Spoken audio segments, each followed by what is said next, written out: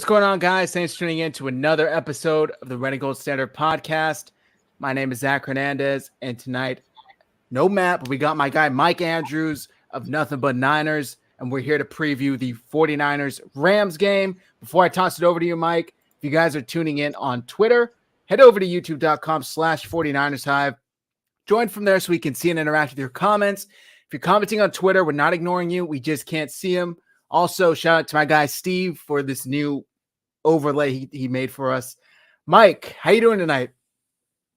All is well. Sitting back, enjoying a nice Thursday night game on in the background, and we get to talk some Niners, man. I don't know a better way to spend a Thursday night. You know, this is it right here, man. No show on Nothing But Niners because we did it yesterday.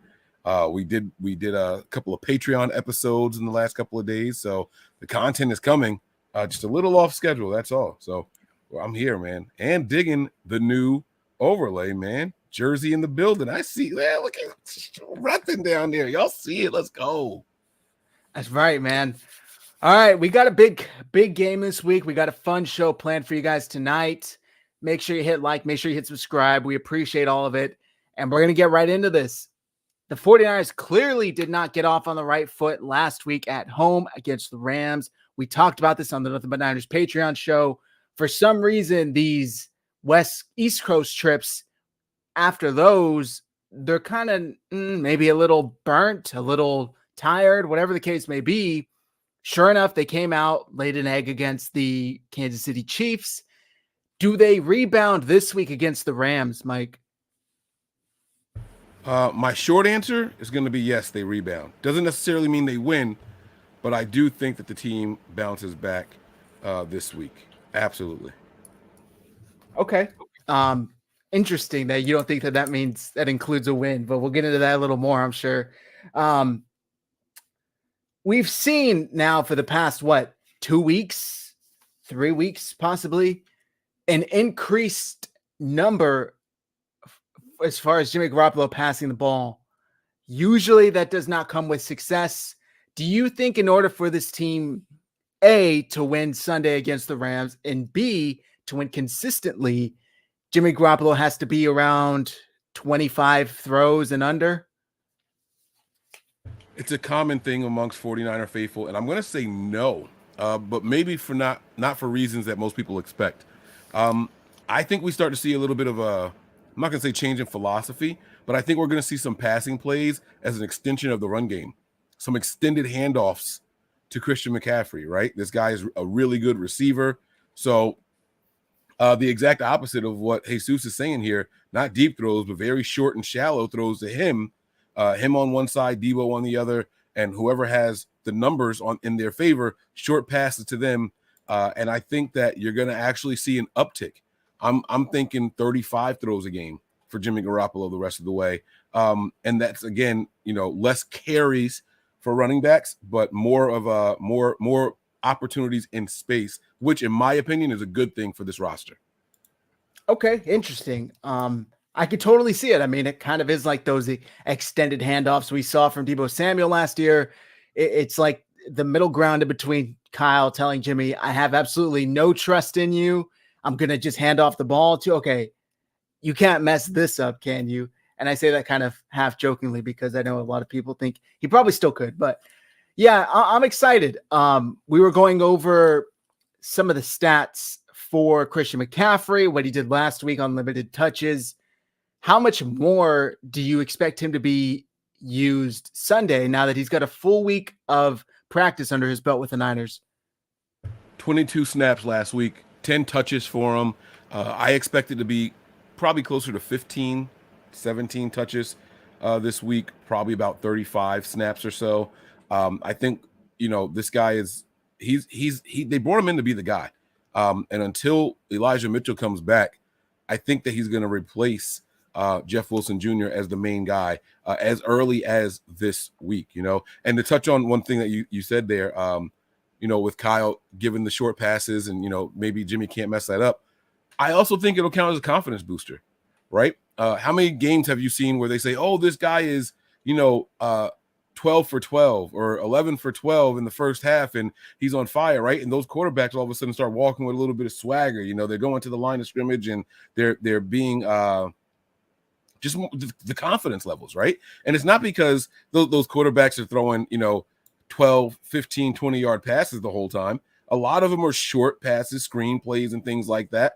And so it does build confidence for when you do have to let one rip. You know what I'm saying? So I think that it's also going to help Jimmy's confidence, his mojo a little bit. And I think people are going to start to say, you know what, this is something that Jimmy can do really well. Why not continue with that once they see it working? I mean, we've seen it previously, and that's kind of been the whole knock, I guess, on Jimmy. Obviously, consistency. But when he's in a rhythm, you can kind of tell. I mean, looking back to the first game against the Rams this year, he was kind of in that mode. The Panthers game, he was kind of in that mode. The Seattle game, I mean, I know kind of sputtered out towards the end, but still, he was in a rhythm and he came out making some throws. Maybe that's the case to get him in that rhythm early. Is a lot of easy short passes, which is kind of what we used to see from Kyle, but at least in the past couple of years with Jimmy, then he kind of got away from it. Hopefully he'll get back to it. And then I saw a comment here, injured yet again. I'm not sure who specifically you're referring to, but let's go over the injury report while we have a second for the 49ers. So this is earlier today per Tracy Sandler. Eric Armstead, these following did not practice. Eric Armstead dealing with the foot injury. Dre Greenlaw dealing with the calf injury. Juwan Jennings dealing with the hamstring injury. Kyle Juszczyk dealing with that broken finger injury. And Deebo Samuel with the hamstring injury. Limited. Samson Ebicom with an Achilles injury. And Jason Verrett with a knee injury. Full participants, Jimmy Ward with the hand injury. And Trent Williams, who had a vet day. What do you make of this injury report? There's a lot of big names on there. Deebo, Juwan, Trent, who was a full participant, or I believe had a vet day. Sorry. Did any of those scare you? The only thing that worries me on that whole list is Trent Williams. He's had a lot of time off already. And I get it. The Wednesday or Thursday practices, he usually gets a vet day. But I would also like to think that he needs to get back into it a little bit. You know what I'm saying? So I'm sure he's doing things on the side. It's not like he's just off and at home that day. I'm sure he's at the facility and he's doing things. But I would like to get him, back into the contact. You know what I'm saying? Like get back in there. With Deebo, they know how his hamstrings have bothered him over the years. So they're going to definitely nurse him up. Deebo knows the playbook, though. He's been here since the beginning, you know what I'm saying? So he's not going to be someone that I'm super worried about or anything like that. He's going to be fine. He's definitely going to be okay. You said who else was not practicing? I'm sorry to ask it again. I know you said Armstead, Jennings, Greenlaw, Juice, and Armstead. And what's Greenlaw's injury? Calf. Okay. The Armstead thing, actually, I find it positive that they haven't put him on IR still. I'm thinking after the bye week, he comes back and he's missed a couple of games now. I don't think it's a coincidence at all that our defense has been the worst when Armstead is not out there. He's just that important to what's happening on the field for our defense. So he's going to be needed, and I'd rather him be healthy or at least feeling better to be able to operate, especially with that foot injury that they're talking about for him. Not going on IR is a positive sign for the return against the Chargers. But this week here, I'm not worried about it. I think that even with some deficiencies on the defensive line, we should be okay. Okay. Yeah, I mean, I could see that. As far as Eric Armstead, I just actually earlier today saw a video of him. I forget where he was, but he flew somewhere else to get stem cell therapy injected into his feet because he's dealing with that plantar fasciitis, which from everything that Matt's told me and I've read about is a pretty kind of long-term deal. Like it's kept people out for months at a time. So it would be nice if the 49ers are able to get him back. Did they end up placing Kinlaw on IR? Do you know?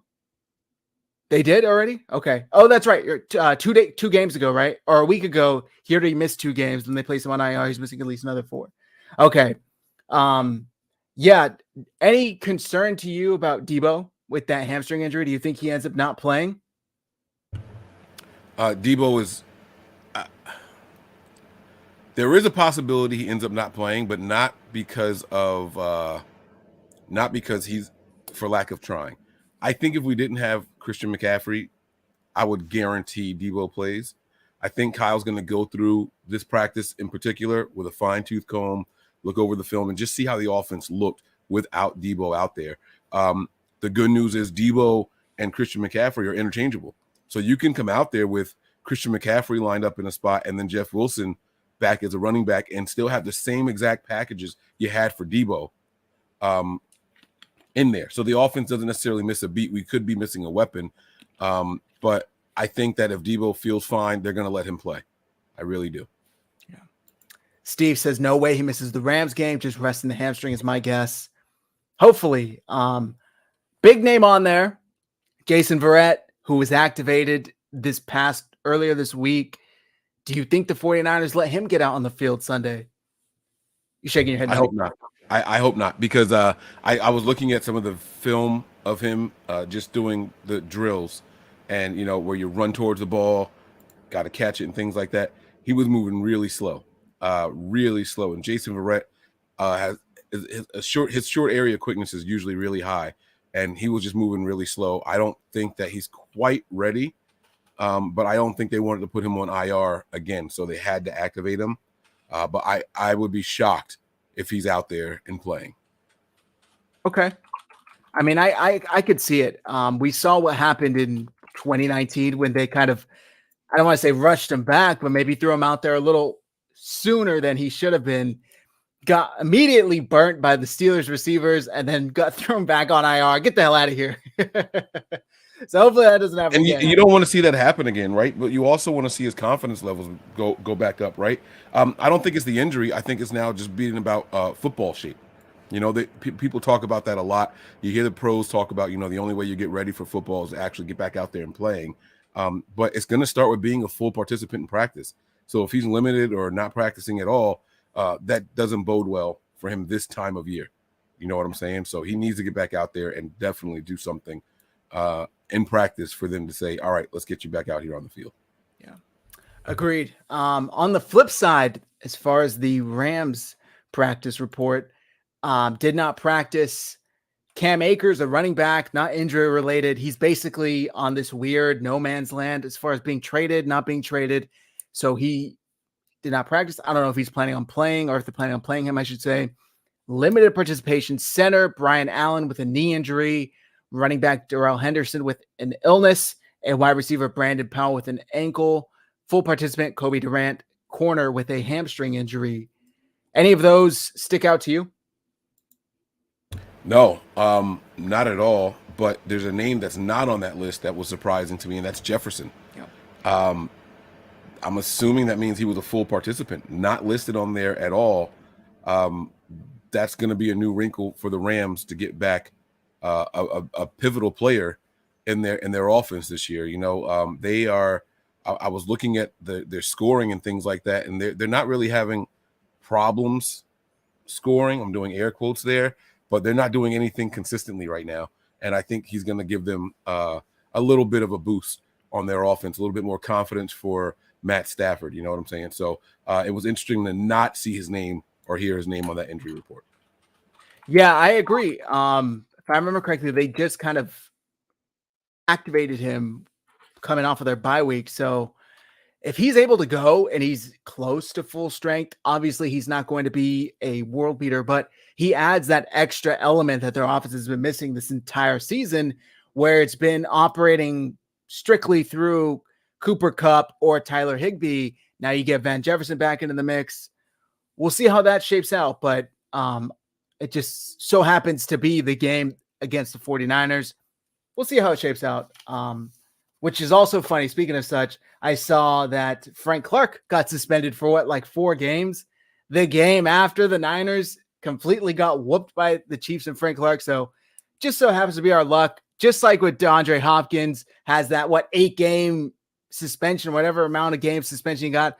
Good thing the 49ers play the Cardinals both times after that suspension. We don't want to get anything too easy now. It's hilarious. Yeah, we had some favors with the scheduling and things like that. That was not one of them, though. That was not one of them. You know what I mean? It's just funny. We've played everybody in the division except the Cardinals, and then we get them. Not only do we get him, like it would be different if he came back, week 7 and we were playing them like his first game back. But nah, like we don't even have that kind of luck. You know what I'm saying? Like he's still a little rusty. We can take advantage of him. Nope. He's going to be well versed in that system. They're going to be back in rhythm and everything, and he's going to be a nightmare matchup for us. So I'm interested to see how it goes. The good thing though is by then Charvarius Ward should be 100%, and I think he's quick enough and long enough to really, really compete with DeAndre Hopkins as much as anyone can compete with DeAndre Hopkins. So. Yeah, that should be a really good matchup. I'm really excited to see how it shapes out. All right, back to this game. The Rams have not looked like the Rams from last year this season through 6 games, because they had a bye week last week. How much of that do you think is because they're missing guys like OBJ and Von Miller? And how much of that do you think is just kind of a natural succession and they went all in for last year and things were bound to fall apart, but hey, they got it done last year, so they can rest their hat on that? Yeah, they are missing some people on the defensive line there. They're asking some names to step up, and they're going to get some production from those guys, but it's not the same as having a Von Miller. And when you look at what the points they've allowed so far this season, 31 being the most points, and that was against the Bills. And believe it or not, the second most points against them with the Falcons with 27.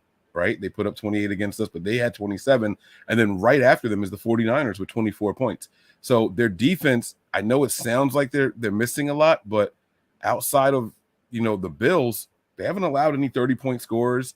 And they just have to get things going on the offensive side of the ball. The defense is going to be tired naturally if your offense can't march up and down the field. And as 49er fans, I think we know that a ton, right? So it's going to be about, if their offense can provide more balance and more rest for their defense, then that defense is going to start to look like the Rams of old. So we got to be careful, man. Van Jefferson could be the missing piece, and they could be a little bit more balanced. The run game, I don't know what's going to happen there. I doubt Akers plays. I think he is a possible trade candidate for a couple of different teams, but they're up against the clock right now. So I don't think they want to risk him getting injured and deading any chance of a trade that they have for him. And he is their most effective rusher with the ball. I don't know what happened that got him in the doghouse with McVay, but he's definitely in there. It is strange how that whole situation is played out. And I'm not used to seeing it be kind of so straight up about it, I guess I could say. And Sean McVay is just straight up like, yeah, we might see a trade this week for Cam Akers. We might see it next week. I don't really know, but he'll probably be on another team come to the end of the year. Steve says Rams also down their left tackle. Yeah, if I remember correctly, the last time the 49ers played them, they were already down their starting center. And then in the game, they lost the center who started that game. So I think they were down to their third string starting center. Well, now they're our third string center. And Steve says they're also down their left tackle. So the 49ers defensive line needs to take advantage of this. But before we switch over to the defensive side, there's this stat that's not so promising that I wanted to get your take on from our guy, Grant Cohn. Let me pull this up, switch this overlay right here. All right. 49ers yards per play by quarter this season. First quarter, 7.47. Second quarter, 5.89. Third quarter, 5.47. Fourth quarter, 4.64. Why do you think the 49ers offense gets worse as the game goes on, Mike? I would love to agree with what he said here. Once we get outside the scripted plays, we struggle more. But for whatever reason, the drops increase. once we get outside of the scripted plays. The team wasn't having issues moving the ball up and down the field so much, even in this last game against the Chiefs, right? They were moving the ball at times and throughout the game, fourth quarter, third quarter. I mean, hell, they had a 70-something yard, 80-something yard drive that resulted in no points in the fourth quarter, not even a field goal, right? Imagine settling for a field goal. It's not going to do much for your average, considering you're spreading those 3 points out over 7 games, but it still is something that would have helped. Think about all the turnovers we've had in goal-to-goal situations. I think we have 2 or 3 turnovers inside the red zone already, right? So they're moving the ball. It's just about focusing when we get down there. When we get into compacted space, the team really has to find their focus. The numbers are the numbers, but they don't tell the whole story, as most stats typically don't. Okay. All right. I could see that, but I think I've watched enough of Kyle Shanahan's 49ers to say that these numbers, in my opinion, tell enough of the story. And once the 49ers get past either their opening script or the first quarter, first 2 quarters, for some reason, they just cling to dear life that the opposing team is not going to go on a scoring run like we saw last week. And I don't know what it is. I agree with you that for most of the time they're able to move the ball, but kind of when it comes down to it and push comes to shove, they haven't been able to get the ball in the end zone or continue to move the ball. So I don't know, man. It really is unfortunate because we do have a fantastic coach in Kyle Shanahan and tons of weapons on offense. Yet this is what we're seeing. You know what I mean? Yeah, and we also have a whole, if I'm not mistaken, an entire fourth quarter with Brock Purdy as the Did he play the quarterback, whole right? fourth quarter? I thought Jimmy got benched. Maybe it wasn't the whole fourth quarter, but he played a large portion of it. He had 2 or 3 drives, right? So, I mean, that's also going to, and he threw an interception as they were marching down the field also. Now granted, it was against backups and things like that, but the game was over and out of hand at that point. But again, marching down the field and then another turnover at the worst time possible. So all that is going to take a part when you start looking at those kind of numbers. Okay. All right. Yeah. Fair enough. I won't give you too much credit on that one because there's still 6 other games, but you want to discount 1 fourth quarter, half a fourth quarter. That's fine. All right. Steve says 2 drives, I believe. Chris Hansen says not the whole fourth. So we got a couple drives in there. We'll give him that. Obviously, all eyes, in my opinion, are going to be on Christian McCaffrey going into this game.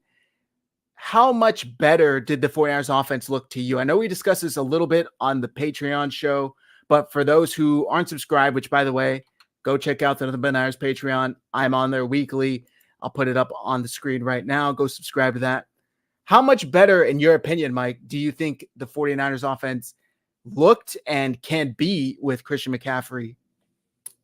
He was explosive. That short area quickness, he was pretty effective. You know what I mean? And we know what he can do. We've watched enough film. We've seen enough fantasy football points and things like that. The kid can get it done. He's definitely a difference maker. But you have to. It has to be complementary to a point. You can't just say, okay, here's Christian McCaffrey, go work a miracle. Right. And I know a lot of people are going to look at his numbers against the Rams. We talked about it, 150, 160 yards against them, but he didn't get in the end zone at all. And we don't need yards. We need points. We have to find a way to score with the ball. And that's exactly what we were just talking about there. We can be more effective for sure. Absolutely. A couple more first downs a game. But in comparison to what? In comparison to when Elijah Mitchell's not in the game? But what about when Elijah Mitchell is in there? Is he that much better than a healthy Elijah Mitchell? You know what I mean? He is a better pass catcher, but as far as carrying the ball, I don't know if he's going to be as good as Elijah Mitchell was as far as a ball carrier. So it's going to be something that has to play out. But I will say this. the spacing of the opposing defenses should be very different, especially if you can line him up on opposite sides of the field as Deebo Samuel. And if you put them both on the same side, whoever's on the opposite side has to know, like, this is my moment.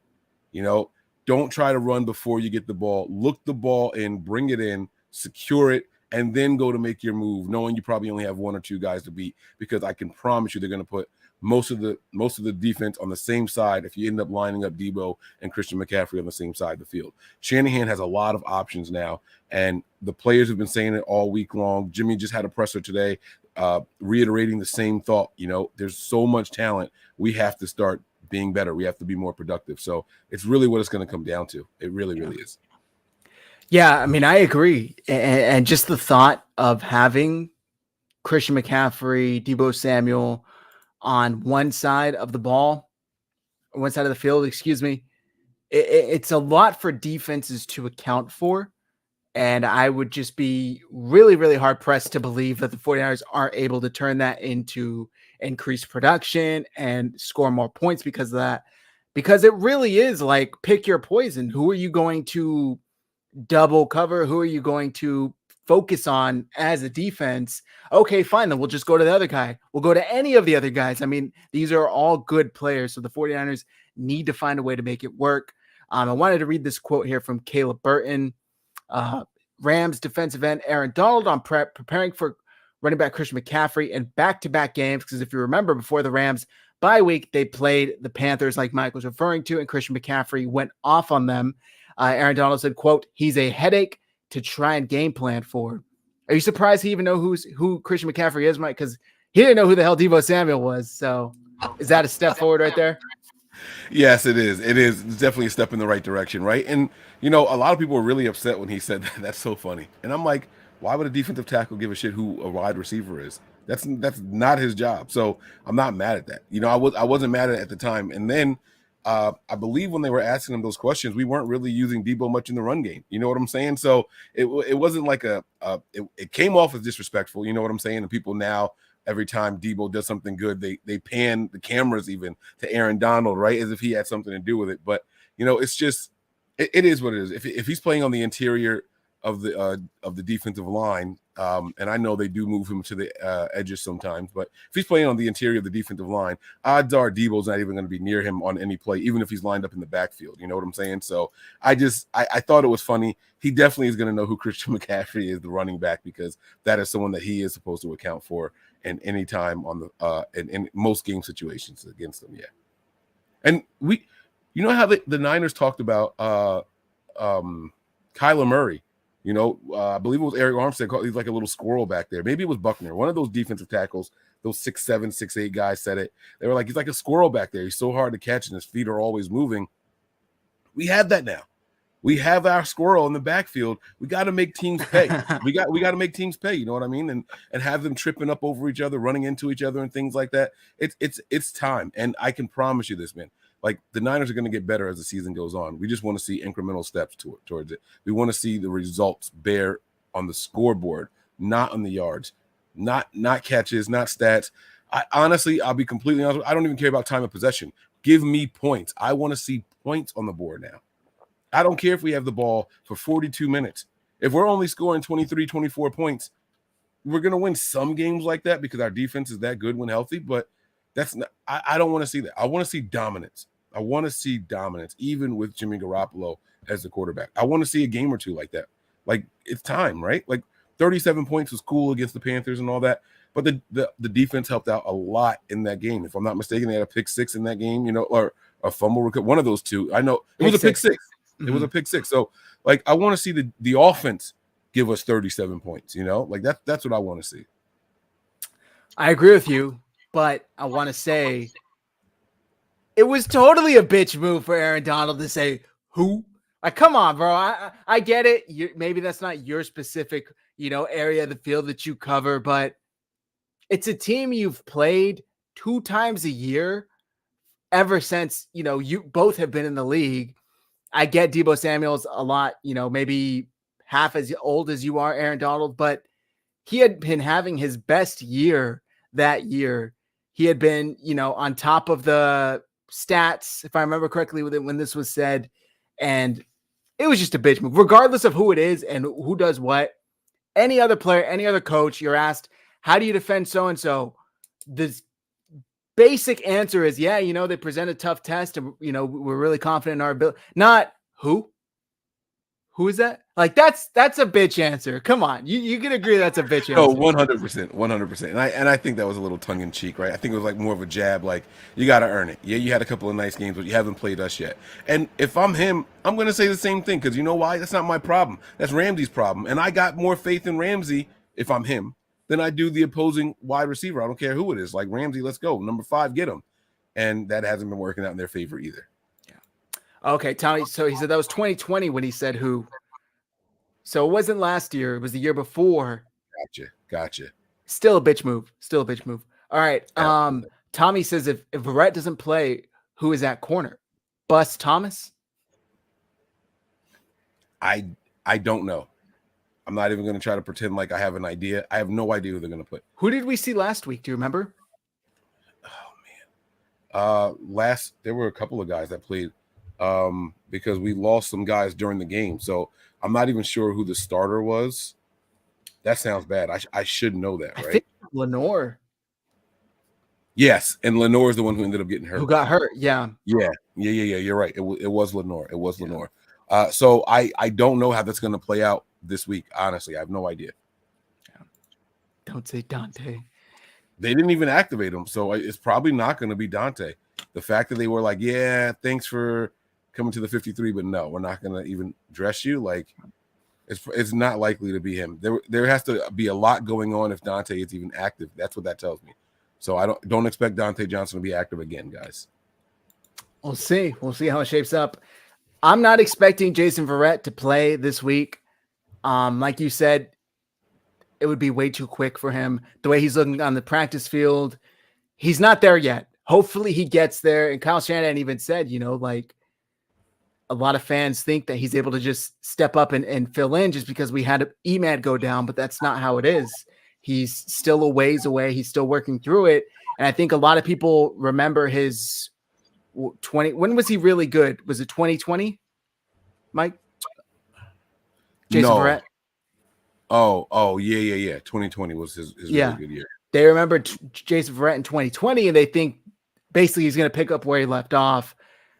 I don't think that's going to happen, unfortunately. What was Deommodore Lenore's injury? I don't remember what it was. Do you remember?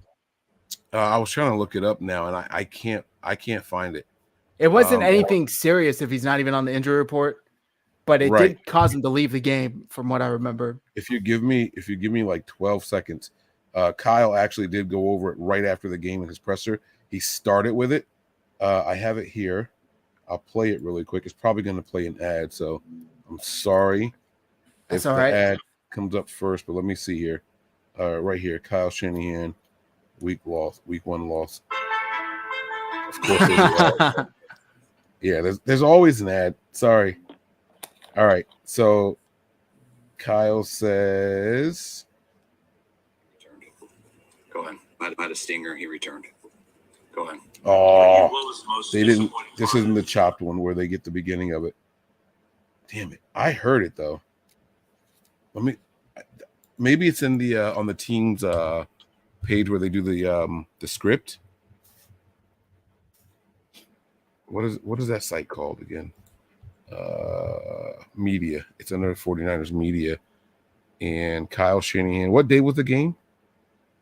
It was the 23rd. All right, 23rd. Head coach Kyle Shanahan. 23. Nick Bosa, Kyle Shanahan. Here we go. He says here. Huff went out, had a shoulder, returned. Spotter put him in the tent, but he was fine with that. Greenlaw had a calf. Went for a little bit, ended up not finishing. And Demo had a stinger. He returned. Whatever the hell that means. Basically took a big hit. Demo had a stinger. So a big hit, something probably went numb. He felt some numbness and he returned. So he should be back. Per Jennifer Lee Chan on Sunday tweeted that he went into the tent holding his left collarbone, shoulder area. So Took a big hit stinger, there. big hit in the shoulder. And it's happened to me not playing football, out working, and I'm clumsy. I try to carry too many things at one time. I walk into something and you feel the numbness shoot down your arm and you don't know exactly what's happening. So yeah. So it should be Lenore starting. Yeah. That if Verrett can't go. Yep. All right. Gosh, there's something I was just about to ask you. Totally went off my head. What do you think about this defense? We've seen now, 3 weeks, 2 weeks, 2 weeks, pretty beat up, performances going down, points allowed, yards allowed going up. How much of that do you attribute to simply injuries? And how much of that do you attribute to, hey, they're just playing better teams? I can't say better teams because the Falcons weren't a better team. A lot of it has to do with injuries, and even what we saw last week, that was a combination of injuries and a better team. So what I'm thinking is too many players rushed back from injury to play in the biggest game of the year so far against one of the better teams on both sides of the ball, but specifically on the defensive side of the ball. We talked about being in football shape. How many games did Jimmy Ward miss? Don't answer that. Just putting that out there, right? How many games did Travarius Ward miss? Don't answer that. Just putting it out there.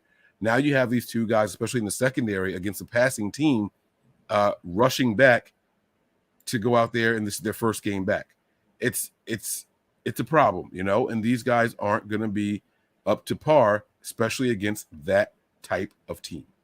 You know what I mean? So I just think that was a big factor in it. Giving these guys another week back, full practice participants. You didn't hear Travarius Ward's name on there. You didn't hear Jimmy Ward's name on the injury list. That is going to bode well for the Niners. They got the bumps and bruises and everything out the way. All right, guys, now it's time to focus. It's time to buckle down now. And I think we'll see some improvement, especially in the secondary. I really do think we'll see some improvement. I agree with you 100%, especially on Travarius Ward, because that was the one game all year we've seen him play poorly. I think he was targeted 6 times and he gave up 6 receptions. Jimmy Ward was targeted 5 times and gave up 5 receptions. Both of these players, who are arguably the 49ers' 2 best defensive backs, were taken to school last week, and granted, against arguably the best quarterback in the NFL, so it makes a little more sense. But still, I was expecting a little more of a fight. And I think it would be a stretch to say they kind of raced back from injury. Maybe they weren't 100% in that game, and it clearly showed. There was a comment in here earlier that I wanted to ask you about. We got people like Whiskey Tart weighing in on this on social media. Steve says thoughts on Jimmy Ward playing in the slot this week. I don't know if I want a guy with a club on his hand playing in the slot. I'm not trying to be funny at all. Normally I would be like, yeah, I'm all for it. I really, really am. But not this week. You know what I'm saying? Like, leave him at free safety. You have Womack. You have Lenore that can play there. And especially if Jason Verrett does happen to play. But you have other options there, and you have to trust the guys that are out there. You know what I'm saying? So I say don't do it. It's not that it's a bad idea. When Ward is healthy, he's more than capable of playing in the slot. So let me be clear with what I'm saying. He's done it at a high level before. People just seem to forget for whatever reason. But not with one hand. Not with one hand. I don't want to see that. Yeah, I agree with you. And I pulled this tweet up here from Whiskey Tart, and he was quoting Grant Cohn saying the 49ers are costing Jimmy Ward money by playing him out of position in a contract year. He's their best free safety. That's where he should play, period. Tart quoted it, said, "First time I'll ever agree with you." So obviously kind of, joking, messing with Grant, because let's be honest, he's not well liked in that locker room, but he's got a point. I mean, they did the same thing with Eric Reed, where they were basically playing him at lock. Granted, I don't think it was the same, coaching staff, but still the 49ers as a team have done this. What do you make of this? And as far as Jimmy Ward, I know you said that you don't really like him there, especially with the club, but any more risk to injury? I mean, the guys, I know a lot of fans hate to say it, or love to say it, I should say, maybe there is some truth to that. He's kind of injury prone. No, I'm not going to put that on Jimmy Ward. He's played really, really well the last couple of seasons. I don't even know the last time he was injured, other than this one. You know, like he's a guy that, you know, the first couple of seasons, yeah, and then just like Eric Armstead, you know, they found out what they could do better to prepare for things, and his injuries were all like weird stuff: a broken collarbone, a broken forearm. Like that's not soft tissue stuff. That's not something I consider injury prone. That's like big hits, you know. You like to get hit hard, or you like to hit hard. You're gonna have those things happen. So it's kind of it is what it is. You know what I'm saying?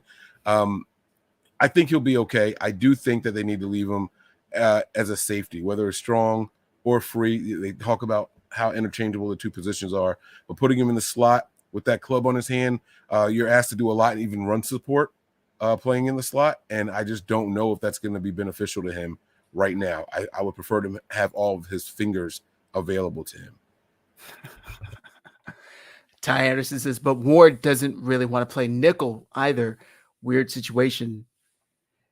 Would you say that this is more of a situation of Tashawn Gibson playing better than the 49ers anticipated? Huff has been a kind of come out of nowhere superstar type player for the 49ers defense this year, arguably been their best player on defense. And now the 49ers are like, yo, Jimmy, we don't really have a place to put you, so we're going to kind of try and fit you in where we can. Would you say that that's an accurate assessment? Kind of, yeah. Yeah, I could see that being the reason behind all of it. You know, John Lynch is an advocate of our best 11 need to be on the field at all times, or as much as possible. And typically speaking, Jimmy Ward is one of the best 11 players, right? The issue is that Gibson is, I'm going to say, outperformed expectations. Yeah. The Niners are going to say, no, that's why we got him. We knew he was going to, like, that's what they're going to say. But I don't know that that's the case. Like, I don't think they expected him to be playing as well as he was, creating turnovers, getting turnovers, you know, causing turnovers. And he's been pretty solid in coverage as well. You know, if this is going to be about a meritocracy and what these guys have earned as players, you do have to put him out there on the field. He has to absolutely be out there on the field. I'm talking about Gibson now. You know what I mean? So we have to see what happens. This is going to be an important game for this defense. It's gut check time. It's gut check time. And against a team that you know pretty well, we're going to see. The Rams should not put up more than 24 points against us in this game. Yeah, I agree. I agree 100%. They really need to figure it out, man, on both ends of the ball. And I want to ask you about Fred Warner. But before I do, we got to thank today's sponsor, which, of course, is Mybookie. Now, let's see if YouTube screws me, because they've been screwing me the past couple of weeks when I try and shout out the sponsor. So you just let me know if I'm cutting out, all right? So, guys, you know sports, you pick winners all the time. Why not get paid for them at Mybookie? Mybookie has the biggest online selection of odds and contests for all of your sports betting needs, anytime, anywhere. You could bet on the NFL, the NBA, or aim for a low-risk, high-reward jackpot with the all-new Mybookie money bag. I've tried it a few times. It is pretty exciting. You bet on a couple of things you don't know what it is beforehand. They give you the odds, and you bet on it, and the whole time you're watching the game, fingers crossed. Money bag is a one-of-a-kind opportunity to spin for crazy odds on props and futures. Place your bet, spin the wheel, and get ready to score epic odds on the best teams, athletes, and events. Sign up free today and use promo code HIVE, as in 49ers Hive, to claim a double deposit match of any amount all the way up to $1,000. You can do the math. $50 minimum. You deposit $50, they'll match you $50. You deposit $500, they'll match you $500, all the way up to $1,000.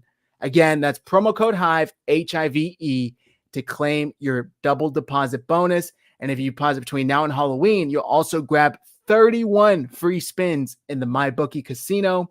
Again, Mybookie.ag, promo code HIVE. Bet anything, anytime, anywhere with MyBookie. How'd I do? Did YouTube screw me? Am I good? I heard you the whole time, loud and clear. Loud and clear. Sometimes you have to just check the box on the show that says this video contains ads. I click it every time. Oh, okay. Right there, Steve. You couldn't hear anything you said. Hater. All right.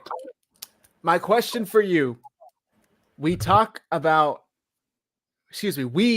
as in me and Matt, have talked about Fred Warner's performance and how it kind of hasn't been up to par. What do you make of Fred Warner? Let's just say this year. Has he looked a lot better because he's been playing alongside two really good linebackers in Dre Greenlaw and Azeez Al-Shaair? And now that both of them have been out in out in Azeez Al-Shaair and out sporadically in Dre Greenlaw, he's not looked as good. I think it's less about them and more, honestly, more about it was muted. I think it was more about the defensive linemen. I know that sounds crazy, right? But our defensive linemen, even if they don't make the tackle, they're very when healthy, when Eric Armstead is out there, right? These guys are very assignment tight. And when you're using your rotational players out there, it causes you to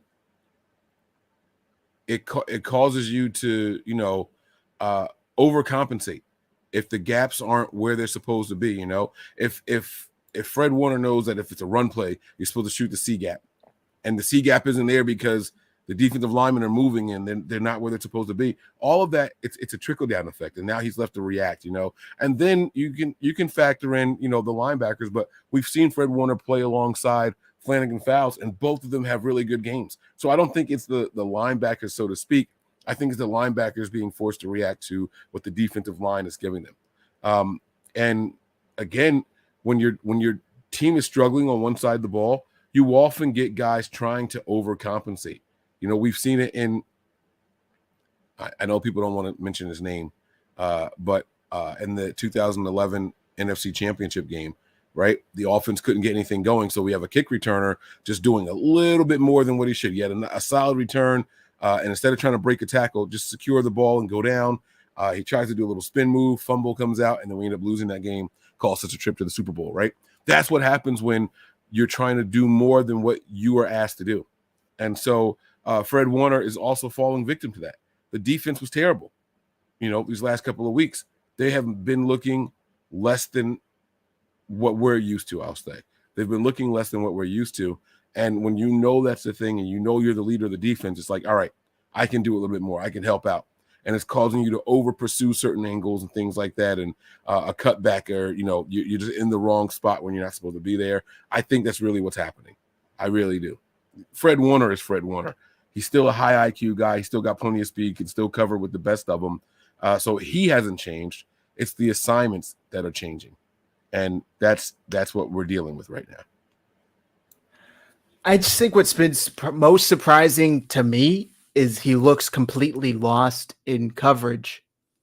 When he drops back, there's been a handful of times he's 5 to 7 yards outside of the receiver and he's looking the other way. It happened a bunch against the Chiefs, of course, but even before that. So I think I'm just used to seeing him play at a much higher level consistently, that I'm kind of taken back by not as high level play, to put it nicely. But yeah, I mean, it makes sense. And look, when you're playing, you're one of three really, really good linebackers, and suddenly you're the only one of those three that's out there, you're going to have to try and step up and overcompensate for the other two being out. So I definitely hear you there.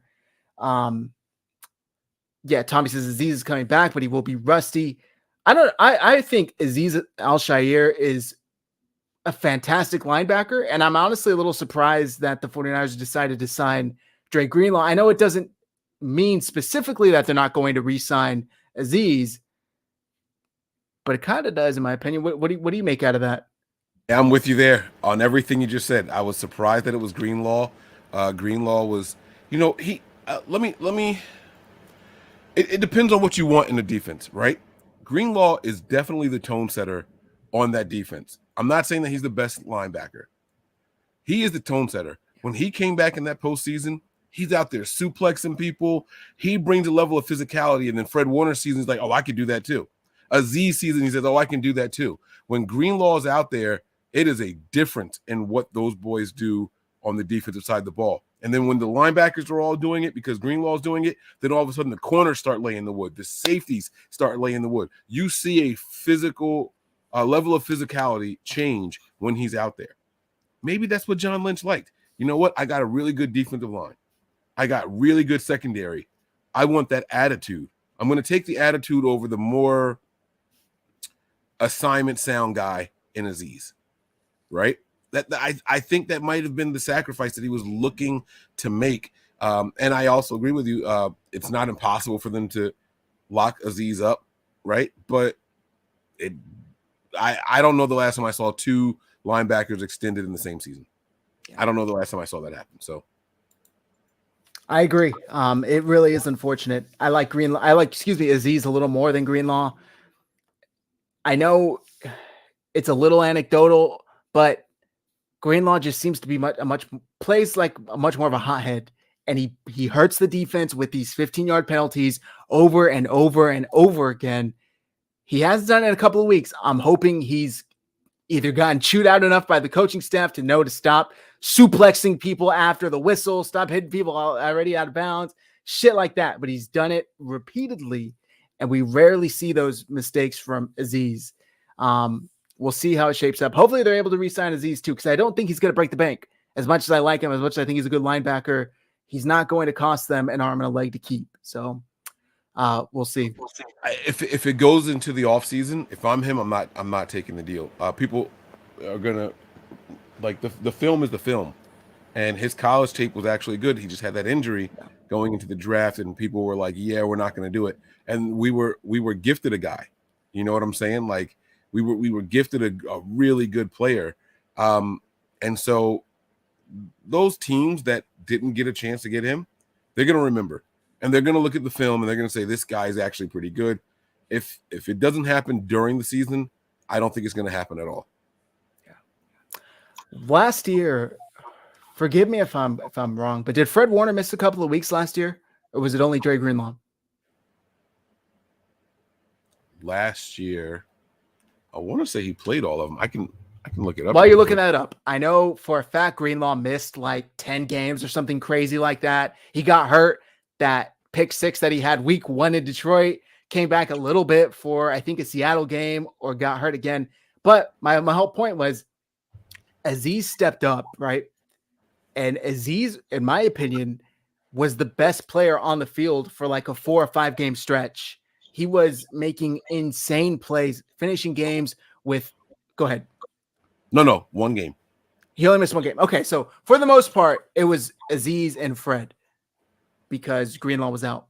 But right. Do you remember the stat I'm talking about where Aziz was just on fire last year? Yeah, I do. I want to say it started around week 3. Let me look up Greenlaw. Let me see when he went out. I know for a fact he went out week 1 after the pick 6. He got that groin injury, and then he was out maybe until week 7, week 8, and then he got injured again.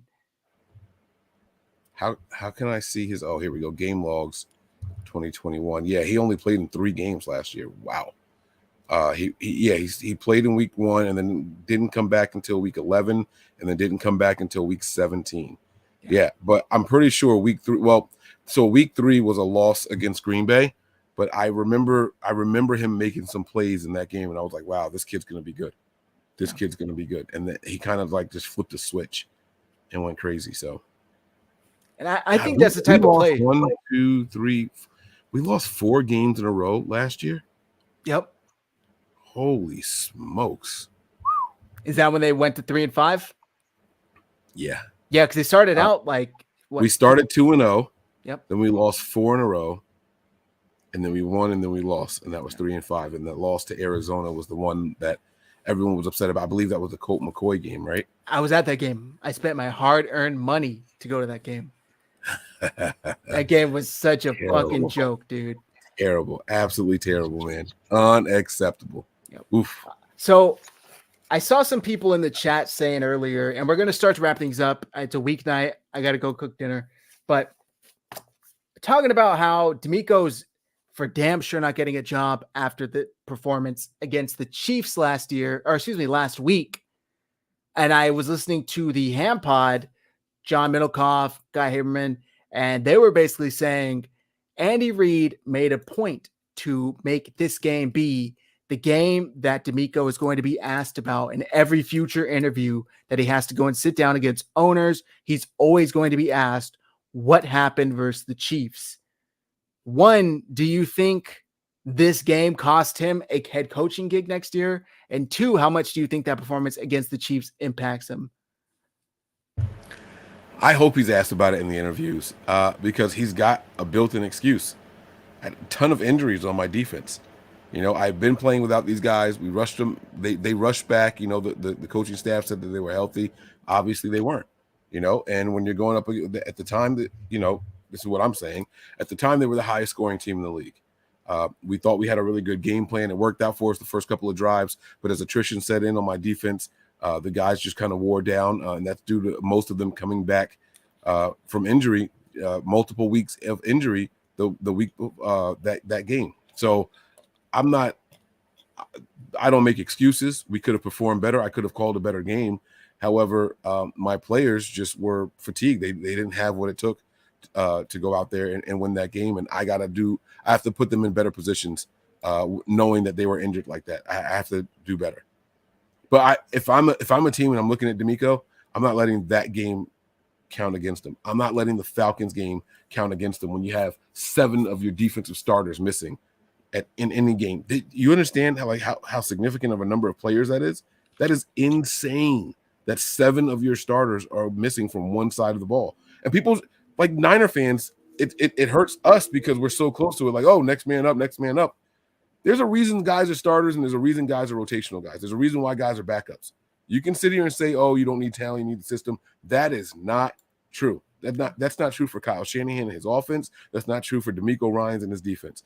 Starters need to be out there when they're healthy, and you need them to be out there. They make systems work. It's not just plug and play. It never has been. Chip Kelly tried that when he was with the Eagles. He thought his system was better than the talent, and he starts getting rid of guys like Deshaun Jackson and what was the running back's name that he got rid of? McCoy. McCoy. He just started dealing all these top 10 guys at their position, just getting rid of these guys, and he fell flat on his face. It's not the system. This is not college football where you can just plug in one of 6 guys at a position and the scheme is what's going to win you a game in college football. That's not how this works here in the NFL. It's not like that at all. Everyone has a good scheme. It's about players being able to execute that scheme, and backups typically can't do it. That's what it comes down to. Yeah. So now, I agree. Go ahead. With that said, I hope teams do hold that against Demeco selfishly so he can stay another year. Yeah. It's funny because it's like, I agree with you. If the 49ers could squeeze 3 years of a DC out of Demeco Ryans, that would be amazing. But at the same time, a lot of fans are already counting on those comp picks. It's funny how they're already factoring them in. It's all right. We got this, and we're getting these picks from Demeco once he leaves. It's like, man, you're counting your chickens before they hatch here. Let's take a deep breath and let's wait this out. I agree with you. I don't think that this should be more than a, yeah, what happened that week type of conversation with owners when he is being interviewed, because the entire resume speaks for itself. And this one game does not beat out everything else that he was able to put together and do with the 49ers defense. So I didn't think it was that big of a deal. Patrick Mahomes has done it to basically every defensive coordinator he's gone against, except a few. So it is what it is. I didn't think it was that important. Let's get into our final score predictions, offensive, defensive MVP predictions. Send them our way, guys. If you're listening in the chat, if you're watching after, drop a comment. If you get it right, we'll send you some merch. Let's start with the offensive side, Mike. Offensive MVP prediction. All right. I'm going to go with Christian McCaffrey. One, Debo has a hamstring issue that they're nursing. I don't think they're going to overkill him. And I'm going to give a hat tip to another guy that I don't think I've ever picked as the offensive guy. But I'm going to say George Kittle might be the guy if it's not Christian McCaffrey. But I'm going to go with CMC here. I think he's poised for a breakout game. I think he's bringing a little bit of extra juice. I think he's the guy talking to the offensive player saying, guys, we can do this. I just played these guys 2 weeks ago. Like they can't mess with us. You know what I mean? I think he's going to go out there and really, really get the team fired up, get them hyped up, and he's going to be my offensive, my prediction for offensive MVP. You got a stat line? Whew. All right. How about I just give you touches? That's cool. I'm going to go with 16 touches, 128 yards, and 2 touchdowns. Are you writing this down? No. Oh, I thought you were writing that down. I was going to say, okay. All right. 16 touches, 127 yards, 2 touchdowns. Damn. 16, 127, and 2. Okay. I like that a lot. You know, it was tough for me to not go with Christian McCaffrey because I agree with you. I think he does provide a spark. I think it was visible, the difference he brings to this offense when he was in there last week. But I'm going to go with Brandon Ayuk. I think the dude is on an upward trajectory. He was already at a good place this year started. He had spent all offseason building chemistry with his new starting quarterback. Now he's got to, I don't want to say rebuild the chemistry because he's already played with Jimmy, but maybe just kind of reconnect. What's up? Did you hear Jimmy's presser today? I did not. Jimmy was glowing about Brandon Ayuk at his presser today. Yeah. Talking about being a leader. He was like, just hearing him talk to the younger guys and everything. Like he is really, he's really come a long way and is showing on the field. And it's just, you know, he's already doing well. It's a matter of time. He's going to continue. Like Jimmy was really excited, really excited about Brandon Ayuk. And that says something to me. I don't know the last time I heard Jimmy glowing about a wide receiver like that. You know what I mean? I've heard him say, you know, after a game, yeah, Debo's special. Right? Oh yeah, Kittle's special. But they just asked him about leadership, and he talked about play, he talked about preparation, he talked about how he's working and coaching other players. I mean, oh boy, Jimmy is liking what he's seeing as well, and that made me feel really good for Brandon Ayuk because, like you said, we watched him putting in the effort, not to just become a good co-worker with Trey Lance, but become friends with him. Building that rapport, you know, letting Lance know, hey, everything's going to be all right. I know Debo's not here right now. I know Debo can't be here. I got your back. We're going to be good. He spent a lot of time with Lance this entire offseason, and then to turn around and lose Lance in you know, the beginning of the season, he's still stepping up. I'm going to be good despite who the quarterback is. He's tapping into a little bit of that DeAndre Hopkins juice, right? Like, I like that. So I'm excited to see how the rest of the season goes. I got to check out that press conference because, yeah, you're right. We almost never hear that. But we talked about this again on the Patreon. Go subscribe to Another Bananas Patreon if you haven't. What Brandon Ayuk would do with a quarterback like Aaron Rodgers, like Tom Brady, like Patrick Mahomes or Josh Allen.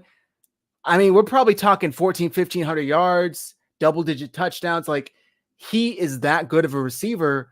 And unfortunately, the 49ers right now just don't have the quarterback to get him that number. But I think he has a big game this week.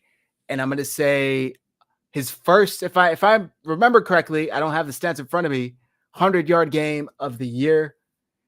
And I'm going to say 115 yards and a touchdown. Brandon Ayuk, 7 receptions, 115 yards and a touchdown. I think Christian McCaffrey opens up a lot for him downfield. Hopefully, Jimmy actually connects. Yeah, Chris Hansen says he'll look a lot like Stephon Diggs. Yeah, I like that. Right now, Brandon Ayuk is on pace for a season of 976 yards and 7 touchdowns, and he has not had a 100-yard game yet. That's saying let's get him to 1,000. Yeah, let's get that. Let's get that 1K under his belt. I like All that. right. I like it. I hope he gets over 100. Defense, who do you got? All right. You know what? We talked about him earlier, not having such a good season so far. I'm gonna go with Fred Warner. I'm gonna give my guy Fred Warner, my doppelganger, in the right light.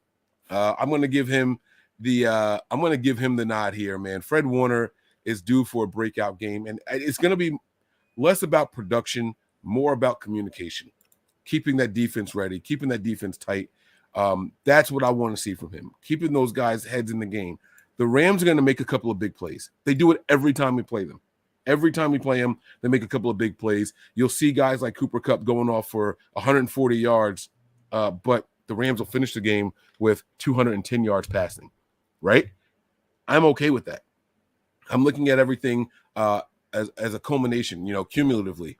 Don't say, oh, this one guy beat us. How can you celebrate that? No, one guy didn't beat us. He might go off, but as long as we win this game and the defense looks competent, I'm going to really, really like that. I'm going to really, really like that. So I'm going to say Fred Warner, and I'm going to say he gets a pick in this game. I'm not going to say a pick six, but he will get his hands on the ball, and he's gonna reel it in for the Niners. Okay, all right. Steve channeling the energy of Matt. Nick Bosa, 3 sacks and a forced fumble. He's been predicting it for about 2 years now. It's going to happen one of these games. Who's getting Stafford's gift pick 6? Chris Hansen wants to know. I'm going to say Mooney Ward. He had his first bad game with the Niners last week, dealing with the Chiefs and their wide receivers and Patrick Mahomes. I think he bounces back this week, and I'm going to give him the pick 6, baby. I think Ward takes one to the house for his fellow corner that was just lost for the year 2 weeks ago, Emmanuel Mosley. All right. Final score predictions, Mike. Earlier to start the show, you said you think the Niners rebound, but that doesn't necessarily mean they win. What do you got? 31-22.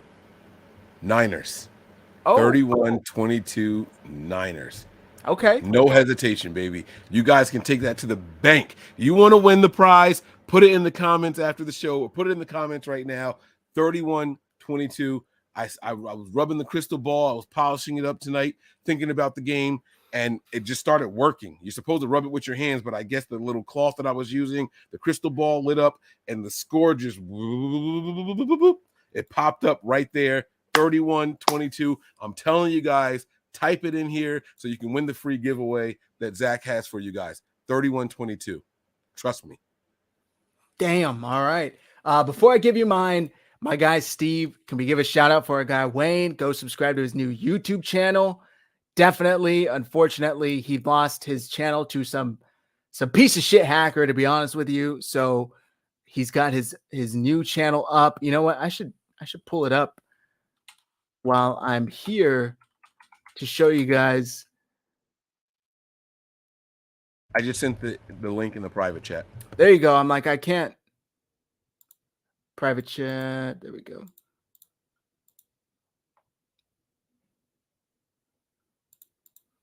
All right.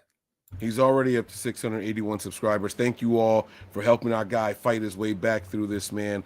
It can be depressing to have your stuff just taken away from you. It's one thing to lose it because you put something up that you weren't supposed to, right? I've always been the type of person where if I do something wrong, I can take the heat, right? Commit the crime, you do the time type of thing. I've never been the type to point a finger after something like that happens. But it's especially disheartening when you trusted someone to help you out and they dupe you. You know what I'm saying? So, oh, Steve, I got something in my eye. Yeah, man, it really is unfortunate what happened with Wayne. I think he just crossed 5,000 or 6,000 subscribers. And now this shit happened. So go subscribe to Wayne Breezy. The guy produces great content almost every day for you. He's got a show with John Chapman. You're not going to want to miss it. Wayne, go subscribe to his channel. We also do a exclusive show on his Patreon also. I'm over there once a week. It's a debate desk type show. So we pick 3 topics and we just go to war over them. So a nice little short 30-minute show. Also, I wanted to shout out my guy Steve, who made this overlay. If you need any graphics for your streams, go check him out. His Twitter's on the screen right now at S. Mullen Jr. So go check him out. If you need any graphics whatsoever, he'll take care of you. Hit him up. But he doesn't work for free, so bring your fucking wallet. He wants some money. He doesn't overcharge though. He's got very fair prices. I will say that. Good stuff. All right. Final score prediction, Mike. Oh, wait, no. You already went. Me. You know, somebody in the chat brought up a really good point earlier that Mark Cisneros, This game is going to be close in the streak against LA. The first game is always a touchdown or more win. The second game is always less than a TD game. If history stands for anything, I'm going to say the 49ers 28, the Rams 23. And I think they win it with a nice defensive stand. We'll see. A defensive stand as in like where that's the score and then they're driving to win and we stop them, or we're losing 21-23 and then like a pick six. No. Like the first scenario, they got the ball, 2 minutes left, down 5 points, and they get stopped. So what about what like when you how do I ask this question? No, I'll give it to Mark. He said, he sees the be safe tech. He says, the first game we win by more and then the second game was closer, right? And I get that. But you have to start factoring a couple of things in. We don't normally have new weapons the second time we play them. That's one. We aren't normally coming off of like when we play them and we're coming off of a bad streak, like last year, when we put up 31 points against them, right? It's like, oh, wow, the Niners found their mojo. They found their groove. The second time, we're already hot. We're the hot team. We need to get the win and all that stuff. This is the get-right game. And the get-right games for the Niners against the Rams are usually ones where they blow them out. Plus, the Rams are getting new weapons back for the first time and are going to try to incorporate them, as opposed to later in the year when we play them and the games are closer. They've already hit their stride. They're one of the hotter teams, and here we are just hoping that we can compete with them. I just think it's going to be a little bit different this time. I really, really do. Niners by 2 scores, baby. All right, let's do it. Niner Rich. Rams are like 1-3 or 1-4 when coming off a bye. Niners don't have a great record under Kyle Shanahan coming off a bye either, so I'm glad they're not coming off a bye this week. Steve, 24-23 Niners. Drop your final score predictions in the chat while we're live. On the comments after we're live, you can tweet them at us. Our handles are below on the screen. Mike, let the folks know where to find you. Thank you again for making the time to join. It's always a blast having you on. Yeah, man. Again, shout out to Steve for the overlay here that can be adjusted and fixed. You guys see the handle right down there, man. Mike Andrews 83, formerly 49ers Mike _ NFL. Twitter does this weird thing where like you can type the old handle for like a week or two and it'll direct you to it. I don't think it works anymore. So make sure you guys head on over there. Mike Andrews 83 is my Twitter. I wish I was like smart enough to say there's a link in my bio that'll lead you to all of our other stuff. It won't. I'm not that guy. I don't even know if I have Nothing But Niners in my bio. So you guys can head on over to the Patreon. It's patreon.com/NB9ERS. It's down there at the screen now. And if you don't already subscribe to the YouTube, please do me a favor and get on over there. It is youtube.com/NB9ERS. Nope, I'm wrong. It's youtube.com/NothingButNiners. It's youtube.com/NothingButNiners. We want it NB Niners, and someone else has it. And yeah, so sorry. Nothing But Niners. That's the one. That's the one. My next show, I see Anthony asking when the next show is going to be. It's probably going to be tomorrow night. If it's not tomorrow night, it'll be Saturday. So the reason I don't know yet, very last minute, almost every week, my brother-in-law and my sister-in-law, they call my wife and say, hey, what are you guys doing tonight? Want to come over? So... and we're never going to say no, especially if I'm not on call. Tomorrow night is my last night of not being on call this week. I do have the weekend, so I might end up going over there. But then Saturday, I will work something in. I have a giveaway show to do. So we will definitely be bringing you guys at least one more show on our regular page. And then, all right, Steve. And then at least one more show on our Patreon. So we just did a $100 giveaway on Patreon tonight. So we're doing this, man. We're doing it up big over there. So the next one's going to be a lot more fun. I promise you guys. So make sure you guys subscribed everywhere and have those notifications turned on if you are subscribed, because I don't always get to give you guys a 24-hour advance notice of when we are doing shows. All right, guys, make sure you follow Mike everywhere. Appreciate you again. Thanks for coming on, Mike. And while you're here, hit like, hit subscribe. We'll be live Sunday after the game. We go live every week after Kyle Shanahan's press conference, and then again a couple of days later to preview the next week's game. So subscribe. I appreciate everybody being here. Have a great night. And until next time, go Niners.